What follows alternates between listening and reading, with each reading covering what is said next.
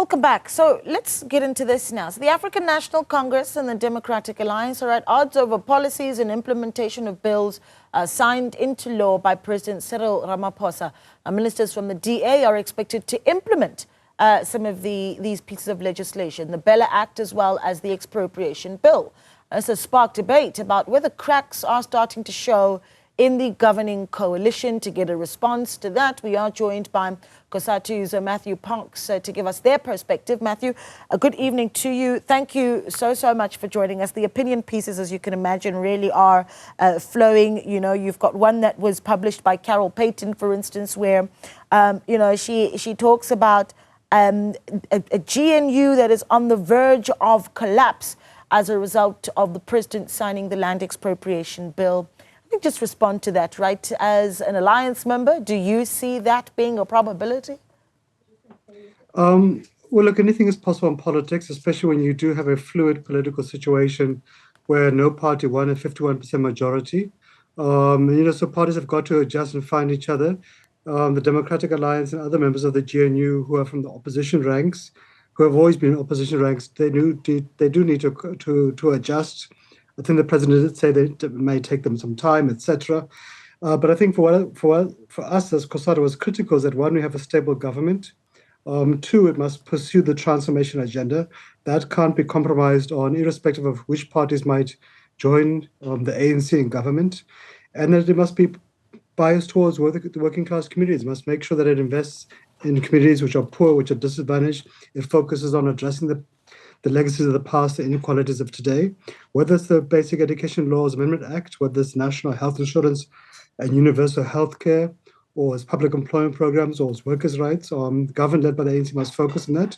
And other parties, irrespective of who they are, must learn to follow suit of that. Because yes, some parties can say the ANC didn't get a 51% majority. That's true. But nonetheless, it remains the leading political party in society. It has 40% plus. It's the majority government in the GNU. And it leaves with an outright majority most of the provincial governments and most municipalities. But we expect as Cosatu, all governments, irrespective of which party, to focus on the transformation agenda. Yeah. We need to obviously talk about the role that then is played by political parties that find themselves in the departments that would see the enactment of these acts, right? These bills that have been signed into law. And just a clarity, that wasn't actually a quote from Carol Payton. And I'll go back to her piece, though, a little bit later on. But let's talk about the Bela Act, land expropriation. Some pundits having talked about what this does to GNU when you've got, for instance, an agriculture minister that is with the department, that is with the Democratic Alliance, a leader of the party. You've got Minister of Public Infrastructure, Dean McPherson, who really is going to be a big part in the implementation of land expropriation. John Steenhuisen tasked with supporting those that are able to access that land after the fact. I mean, is that going to be a political contentious point where, for instance, you may very well have a DA constituency saying, but we don't support this? Yeah, look, so transformation adjustment takes time, and it'll be difficult for some political parties who have only known how to be an opposition party. But look, the laws are there and they're binding upon everybody. The laws are not there because you can pick and choose which laws you like and which ones you don't like. The very point why policies get translated into laws passed by Parliament is that they are now binding, not just on individual ministers, but they're binding upon government. So citizens can hold government accountable on the implementation of these laws. So on the Expropriation Act, it says many more things besides just the issue of compensation, which is really a very small part of it. It specifically compels government at all levels, not just the Public Works Department, but also municipalities, the Department of Land Reform, and so forth, to really address the land question, to make sure we accelerate the land reform campaign, make sure all citizens have access to land. Similarly with the national health insurance too, and these are not up to individual ministers or political parties, they're binding. And even, for example, citizens can go and take the president to court if they feel that a particular law hasn't been implemented. That's a good thing, because you don't want to be relying upon the personal favors of an individual politician. You want to have an institutionalized program and policy that ordinary South Africans can go to court and say, government, you have not done 1, 2, and 3, and you must explain and you must be held accountable on how are you going to do it. So I think for us, these are teething pains, but what's critical for us is not feelings. It's about putting in place laws government putting in place budgets and putting in place support as well, because we can have the Expropriation Act. It's not a magic wand. It is one tool with regards to land reform. You need to also ensure that we give support to emerging farmers, for example, around capital, fertilizer, seeds, access to markets, transport, irrigation, and so forth, electricity. We need to make sure that, for example, the land reform issue in the cities, that we release land for people to build houses. We provide basic services. You provide public facilities, roads and schools and so on. You provide capital to build houses. So each department's got a critical role, but it's not just one department. It's actually across quite a few departments and municipalities. Yeah, but I want to actually, I did make that error of misquoting Carol Payton, and now I actually want to look at a piece that she has written in. I think this is important. She writes, on Wednesday, the GNU this week holds a cabinet lekgotla in which it will sign off on the program of action for the Government of National Unity. As the plan stands now, that being the medium-term development plan, as the plan stands now, it includes specific targets on the NHI, for instance, related to phasing out private health insurance. Now, it goes on. The GNU's first attempt to adopt the MTDP resulted in an explosion of the NHI, and the plan was deferred to this week's lekgotla. So, from a political point of view, where you've got disputes and perhaps disagreements between GNU partners as an alliance partner. Are the mechanisms in place? And I suppose even some of the, the infrastructure from an institutional point of view there for these parties to really meet in the middle where these policies are concerned? Look, it's going to be a learning curve for all of us, even for us as Cosatu, for the Alliance, for the ANC, for the smaller parties in the GNU, for other opposition parties.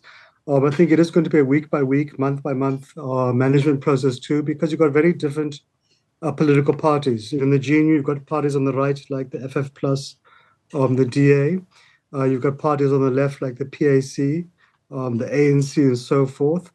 Parties of very different constituencies. But look, nonetheless, there are certain things which must unite us as South Africans. And given where we come from in terms of our apartheid past, given the inequalities which still persist today, we have to be moving forward. We have to be moving forward on the transformation agenda. So parties are going to have to find ways to address it. There is a GNU clearinghouse. Legislation is processed through the portfolio committees in the National Assembly, the select committees in the NCOP. And it might be an instance where, for example, parties on the right oppose a bill. The ANC will have to talk to other political parties to get their support. You might find the ANC is able to get support of the DA on a particular bill, and they can't get the support of EFF. So it's going to have to navigate and to be nimble. But I think the critical thing is that the ANC's election manifesto must be the anchor. And we expect some of the quite progressive outputs of this weekend's ANC NEC lekgotla to feature and actually to dominate the cabinet lekgotla and the medium-term development plan as well. Most of these things are not new. These are things we've been discussing for a long time: land reform, electrification, fixing the SOEs, mass public employment program, industrialization. So I think for us, the critical thing is not just to pay lip service, to actually put money there, to put interventions, to put clear timeframes, to hold ministers, premiers, mayors accountable, and to really see action. Politicians like to engage in political theatrics, and that's entertaining. But I think for us, what's critical is to see a state which is fixed, which is capacitated, which helps spur the economy, which can mobilize capital, and which can create decent job and a living wage for workers. Ultimately, we've got to focus on those, because political theatrics and beauty contests, they're entertaining, but doesn't make a difference to the average mother living in Philippi who wants a better life for herself and for her kids. Yeah, 100%. But you talk about that clearinghouse, and this is where I really want to sit a little bit, because dispute resolution and GNU partners is, I think, moving forward going to be quite the talking point, right? The clearinghouse. Do you believe that it is a platform that can work? And if this clearinghouse is considered weak, what waits for us on the other side if we do see a collapse of GNU? I think they do need to do a bit more work. I think society does find it a little bit frustrating to hear members of cabinet boxing each other in public. We find it a bit concerning when members of cabinet may question legislation passed by parliament or signed by the president.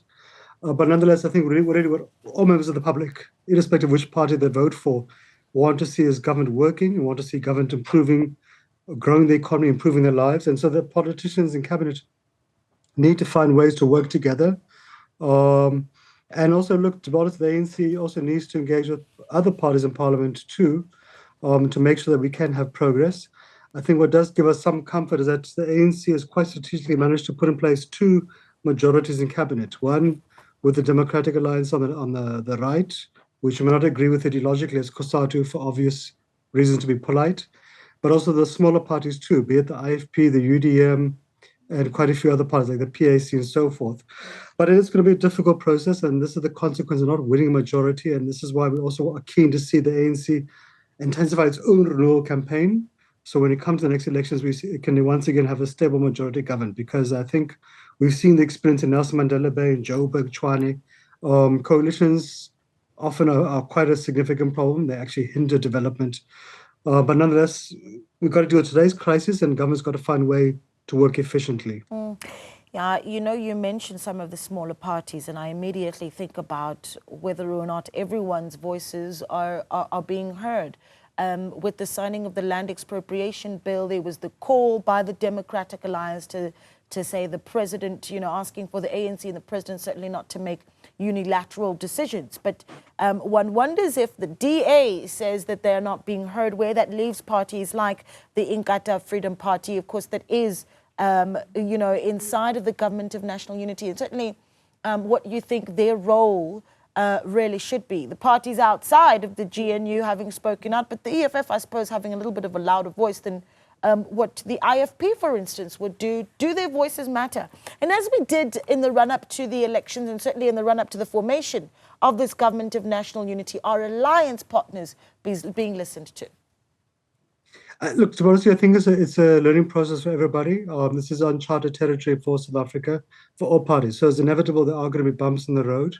I think people must also learn to breathe a little bit deeply, not to allow the emotions to get ahead of them. I think government has done well on many fronts, led by the ANC. I think the president has done well on many fronts to withstand significant pressure from a variety of corners, to sign the National Health Insurance Act, the Bela Act, the Expropriation Act. And those bills, acts now, they pass Parliament with overwhelming majority. So we should also be wary of a scenario where we begin to undermine Parliament as an institution, as a legislative authority of the country. I think when people are aggrieved, they have the right to go to the Constitutional Court, and that is the final arbiter with regards to the constitutionality of laws. We are confident that all of those laws can pass easily through the Constitutional Court, and there's been extensive public participation. But I think there is a space for political parties. We've had positive engagements as Cosatu with our municipal workers affiliate, SAMU, with the Minister for COGTA and his deputies. The minister comes from the IFP, as a party which historically, in the 1980s, 1990s, did not have a positive relationship with Cosatu, with the ANC, which we all know. But he found with the minister, you know, a person keen to see how can we work together, look at areas where we agreed. And so through that kind of simple engagements, we managed to find a short-term solution for the Community Works Program, the 67,000 workers whose jobs were under risk. And I think ultimately you'll find, in my own experience at Parliament, is that on many issues you can find parties with very different viewpoints and constituencies can agree on certain fundamentals, can agree on fighting corruption, fixing the state, and so forth. Where we have consensus, let's exploit those opportunities. Where we disagree, we'll have to find ways to resolve it. But I think as our side as Cosatu, one thing we can't compromise on is the transformation agenda. It is workers' rights. It is a state being biased to the poor. Other things we can massage, but I think in the fundamentals, we must, you know, stick to those ones. Otherwise, it'll be a recipe for chaos like we've seen in local government. Important statement there. Thank you so much for speaking to us, Matthew. We really do appreciate your time. Matthew Parks there of Cosatu speaking to us. We take a short break. We're back in a moment.